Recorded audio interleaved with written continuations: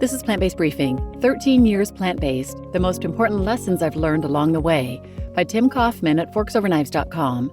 And I'm Marian Erickson. This is the curated content plant-based podcast where I narrate articles on plant-based and vegan living with permission in about 10 minutes or less every weekday. And I'm pleased to have permission from Forks Over Knives to share their content.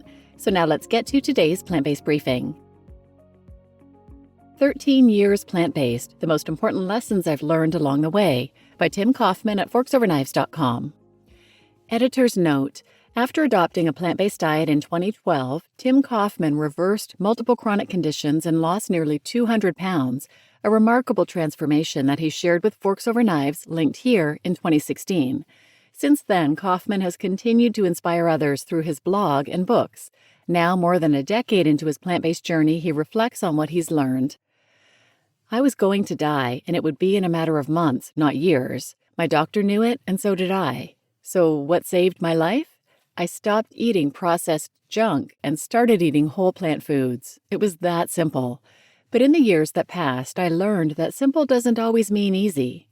I'm not an expert, and I'm far from perfect, but here are a few things I've learned on my way to losing 200 pounds, getting off more than 20 prescription medications, and going from nearly immobile to crossing the finish line of an Ironman triathlon.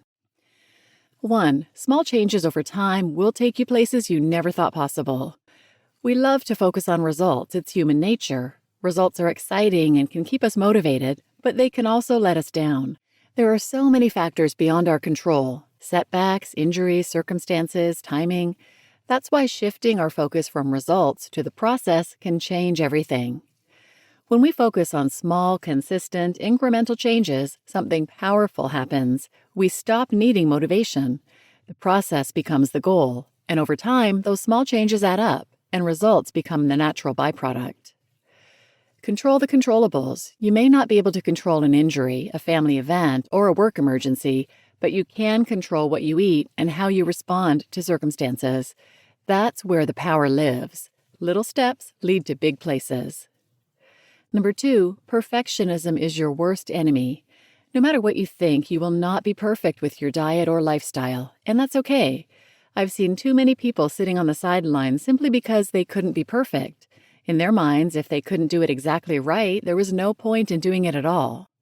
Sometimes I think we use perfection as an excuse to go completely off the rails. You slip up and eat something you shouldn't, and instead of brushing it off, you turn it into an all-day free-for-all. That day becomes a week, that week becomes a month. But here's the thing, life gets messy. We're not going to win 100% of the battles. The good news? We don't have to. Just do your best. And whatever happens, remember this: tomorrow you wake up with a clean slate and another chance to strive for better. Don't let perfection get in the way of progress. Give yourself the grace to screw up and the urgent responsibility to get back up. 3. The little boring things are the key to huge success. Quote, "This is the hack the gurus don't want you to know," unquote. You've seen it. We all have. Social media is full of catchy lines like that, and they work. Why? Because we all want a magic pill, a shortcut, a quick fix. But after 13 years on this journey, I've learned the real hack. There isn't one. There's no easy button, no secret sauce, no shortcut. Most of the time, the things we need to do to move forward are the exact things we already know we should be doing. We're just not doing them. And usually they're small, they're boring, but they work. Meal planning, shopping lists, scheduled workouts, keeping junk food out of the house. Not sexy, but incredibly effective. The day I started mastering those little things consistently was the day momentum started to build. That's when everything began to change. So if you're searching for the secret to success, don't look for a supplement or a shortcut. Look at your daily habits. Focus on one small task at a time. Build it into a habit. Turn that habit into a lifestyle, then repeat. That's how you become unstoppable. 4. What got you to where you are may not get you to where you're going next.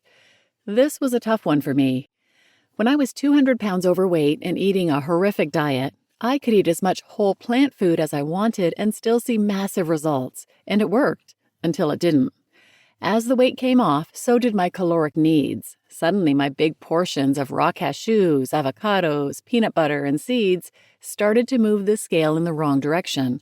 These are all healthy whole foods, but they're also incredibly calorie-dense. I remember being confused. Why am I eating the same things but getting different results? 13 years in, I'm still adjusting the knobs and tweaking the system, and I think that's the critical part. Just because something got you to point A doesn't mean it'll get you to point B.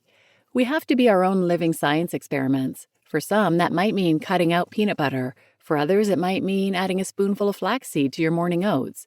It's the mindset of continuous improvement that keeps us from getting stuck and moves us into what's next. What worked before may not work forever, but progress lives in constant adjustment. Number 5, your competition is in the mirror, not on social media. When I began my journey, social media was just starting to grow. There were a few plant-based heroes, but nothing like the wave we see today. Everyone loves an inspiring success story, as we should. Stories like that show us what's possible. But comparison is a dangerous game. Social media gives us the highlight reel. It's easy to post your absolute worst photo next to your absolute best. And when we see those transformations, we assume that's the whole story. It looks effortless. And when we struggle, we assume we're doing something wrong because we don't measure up. My own before and after photos have been shared all over the internet. They inspire people with physical challenges, chronic illness, or excess weight, but they don't tell the whole story. It hasn't been easy. I still struggle with food addiction. I still have days where I feel like an imposter. It takes practice, and sometimes I fail. But the best person I can compare myself to is the person I was yesterday. And if you're going to look in the mirror at your competition, you might as well ask, what can I do today to make myself better tomorrow? And number 6, changing your diet means nothing if you're not changing how you live. For me, this is the big one. If you can grasp this idea and put it into action, it will change everything. Sure, a whole food plant-based diet might save your life, but what kind of life is it saving for you? As we move along in our journey, the key is to flip the focus from how we eat to how we live. When you spend your energy building an exciting, vibrant life by design, the food becomes a must-have tool to sustain that life. Isn't that exciting? Wouldn't you rather focus on adventures like hiking in beautiful places, taking up kayaking, or finally doing whatever it is you've always wanted to do, instead of thinking about how much broccoli and black beans you ate today? When I learned to build a life that requires a healthy diet to support it, everything changed. Now it's second nature. I wake up every day grateful for another opportunity to live fully and with purpose. Keep your food simple and your life exciting. My favorite part of this lifestyle is that it's out there for anyone. You don't have to be perfect, but you do have to start.